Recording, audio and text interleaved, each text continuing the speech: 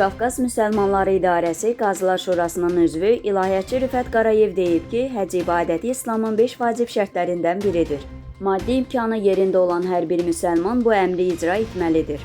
Qurani Kərimin Ali İmran surəsinin 97-ci ayəsində Uca Rəbbimiz belə buyurur: Orada aydın nişanələr, İbrahimin məqamı vardır. Ora daxil olan şəxs əmin-əmanlıqdadır. Onun yoluna gücü çatan hər bir kəsin həccə gedib o evi ziyarət etməsi insanların Allah qarşısında borcudur. Kim bunu inkar edərsə, özünə zülm etmiş olar. Əlbəttə, Allah aləmlərə möhtac deyildir. Ayədən də göründüyü kimi maddi imkanı çatan hər bir müsəlmanın bu əmri icra etməsi vacibdir.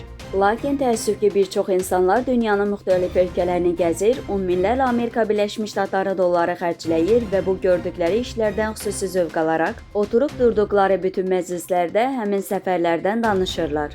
Digərləri isə maddi imkanları həcc etməyə çatanlara hər hansı yolla mane olmağa çalışır, heç bir dini vəzifə və səlahiyyətləri olmadıqları halda sözü gedən ibadətin keyfiyyətini azaltmağa, hacıları insanların gözlərindən salmağa çalışırlar. İlahiyyatçı bildirib ki, Kəbə Allahın evi, hacılar isə Allahın qonaqlarıdırlar. Ürək bulandırıcı sözlərlə nə Allahın nurunun önünə keçə bilər, nə də ki, bu axının qarşısını almaq mümkündür. Kim hara gedəcəksə getsin, hər kəs öz seçimində sərbəst və azaddır. İstər dünyanı gəzib dolaşan insanlar olsun, istərsə də Allahın əmrinə boyun əyərək vacib əmri yerinə yetirib İslami vəzifəsini icra edənlər.